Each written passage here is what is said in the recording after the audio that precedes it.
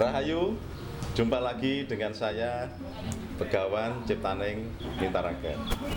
Kali ini kita membahas di episode yang ke-6 ya, tentang keris Hanoman Duta. Nah, keris Hanoman Duta ini ceritanya gimana ya? Tentunya ini berkaitan dengan cerita Ramayana. Cerita Ramayana ketika Rama kehilangan Dewi Sinta ya, kemudian tidak tahu dibawa oleh siapa, hilang begitu saja. Nah, terus karena punya banyak tentara kera gitu ya, di antaranya ada Anoman, ada Tuba, ada Sugriwa dan lain-lain. Kemudian mereka menyepakati siapa yang ditugaskan untuk mencari keberadaan Dewi Sinta. Nah, majulah Anoman. Anoman menyanggupi akan mencari dalam 10 hari. Tiba-tiba datang Anggada, saya mampu 7 hari. Wih, Anoman kaget, Rama juga kaget ya. Semua yang ada di situ semua kaget. 7 hari. Anoman juga akan bilang, saya berani 5 hari. Anggada juga langsung bilang, saya 3 hari. Anoman langsung nekat, saya 1 hari. Wah, Anggada langsung, ya sudah, Anoman saja yang mendapat kepercayaan untuk mencari keberadaan Dewi Sinta. Kemudian akhirnya si Anoman berangkatlah menggunakan aji sepi angin. Nah, ini Anoman ini kan punya banyak aji-aji ya, ada aji sepi angin, ada aji pameling, ada aji mundri. Nah, semua kesaktian itu dimiliki oleh Anoman yang memang kekasih dewata gitu ya. Nah, Anoman ini mempunyai perwatakan pemberani, sopan, tahu harga diri, setia, prajurit ulung, waspada, pandai berlagu, rendah hati, teguh, kuat dan tabah ya. Anoman ini sebetulnya salah satu tokoh pewayangan yang hidupnya paling panjang. Mulai zaman Ramayana, bahkan hidupnya sampai zaman Mahabharata. Luar biasa. Nah, nama Anoman sendiri juga banyak ya.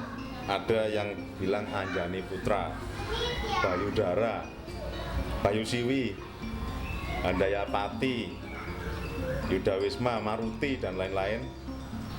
Semua itu orang langsung ingat bahwa itu adalah Anoman.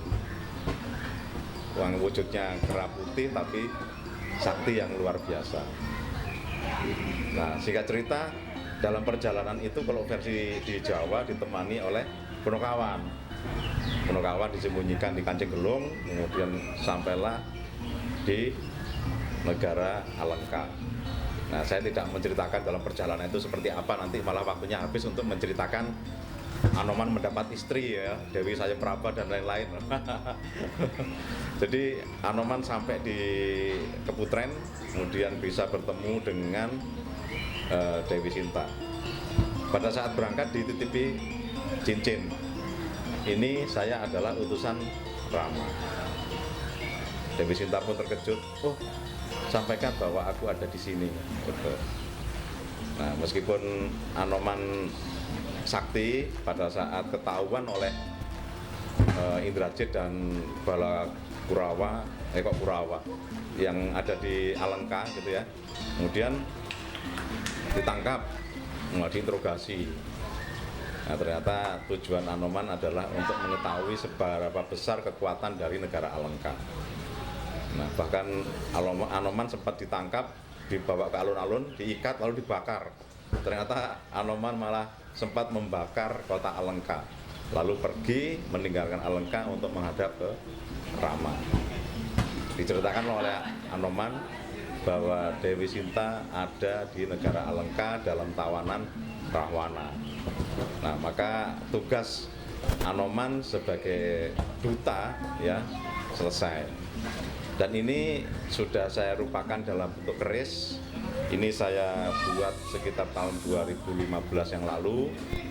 Dan ini kita sengaja menggunakan pamor Toyo Mambek ya. Toyo Mambek itu seakan-akan mengiringi perjalanan Anoman melangkah menuju pulau Alengka, diiringi gejolaknya samudra yang luar biasa. Ini saya konsultasi dengan salah satu sahabat saya di Ubud, namanya Nyoman Yudiarta ya. Kemudian dia yang membuat rangka dengan konsep semua utuh dari kayu, tapi motifnya adalah naga Basuki dan naga Nataboga yang wujudnya bolak-balik. Dan yang menjadi tokoh danganannya adalah motif Prabu. Ya ibaratnya ini adalah utusan dari Rama ya, Prabunya itu.